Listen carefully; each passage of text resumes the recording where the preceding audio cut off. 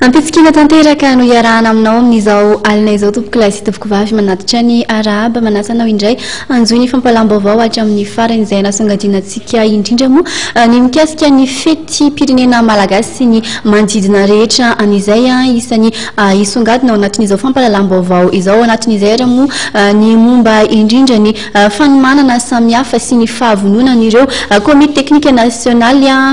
manomana ny hetsika faina amby roapolo ny volana jona ao anatin'izay moa ny fanomanana ny matso izay ho tanterahana ny alakamisy izao eo ihany koa ny fanazavana izay hoentiny solombavambahoaka Anitra Razafimanantsoa manoloana indrindra ny fahazahoana fanasana voaraina Andriamatoa Marc Ravalomanana izay anatrika ny fetim-pirenena malagasy hoentina amintsika ihany koa anatin'ity fampalalam-baovao ity ary ny momba indrindra ny raharaha fanondranana tsokosoko Alexandre any amin'ny faritry Menabe ihany avy hatrany ary dia ho santaritsika ny vaovao manodidina indrindra izay fetim-pirenena malagasy izay ao anatin'ny lafiny ara-politika manokana ary moa mahakasika indrindra ilay fanasana azon'Andriamatoa Marc Ravalomanana anatrika ny fetim-pirenena malagasy ny 4 amby roapolo jona ho avy izao dia nitondra fanazavana azy ny avy ao amin'ny ankolafy tarihany mitondra an'izay indrindra raha moa ny solombavambahoaka Anitra Razafimanantsoa fanadadiana irana amin'ny Marc Antoine nanaka ny sary tsiry Jacques Darson.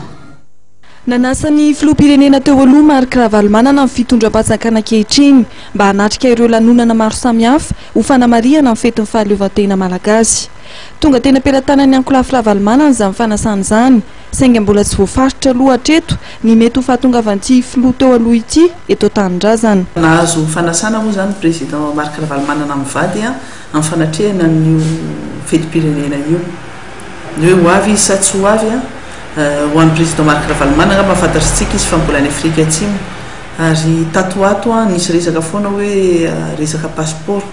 ka no tsy fisiny passeport any ampelantanany amin'izao fotoana izao maniry dia maniry tokoa izy hanatrika izany fetim-pirenena izany ary efa nanaiky izy ny hanatrika ny fetim-pirenena ary nisaotra tamin'ny fanasana izay nataony filoha Rajaonary Mampianina ihany koa fa izay tsy fisiny passeport zay satria ny passeport ny président Marc Ravalomanana zany tapitra ny taratasy ao anatiny feno tanteraka dia hoe soloana vaovao dia nasaina naterina any amin'ny ministère des affaires étrangères le taloha dia miandry an'ilay vaovao hatramin'izao moa zany mbola tsy azo ilay vaovao dia noho tsy fisiny zay passeport zay eo ihany koa ilay filazana hoe afaka maka sauf conduit na laissez-passer any ambassade d'Afrique du Sud izy raha te hody aty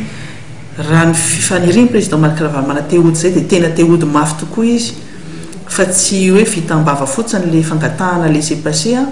fa misy pitsopitso no misy procédure dia tsy maintsy mila any avaliny aty amin'ny ministère des affaires étrangères aty Madagasikara sy ny fitondram-panjakana vao afaka omena an'ireny sauf conduit ireny ny olona anankiray. Anisan'ny mbola teboka lehibe ihany koa ny momba ny fanonerana ny orinasa ty koa izay tsy mbola tapaka hatreto na dia efa voafaritra tao anatin'ny tondrozotra izay navadika olana manan-kery teto Madagasikara azy. Raha ny fanambaran'ny solombavambahoaka Anitra Razafimanantsoa dia efa miroso ny fikarakarana azy io. Ny mikasika ny resaka compensation amin'ny dédommagement amin'ny orinasa simba rehetrarehetra tao anatin'ny feuille de route moa zany iny izay efa lasa lalàna mbola manan-kery hatramintsika amin'ny teny izao mbola mipetraka foana reny iny lalàna iny ny fanatanterahana anazy sisa zany moa no andrasana hoe atraiza no dédommagena na hoe onerana ny onitra atraiza no fahafahan'ny fitondram-panjakana manao an'izay iza no amatsy an'izay vola zay fa ny zavatra misy kosa amin'izao fotoana izao zany dia any amin'ny ministère ny industrie efa mikarakara mikasika ny dossier Tico Ray Manontolo.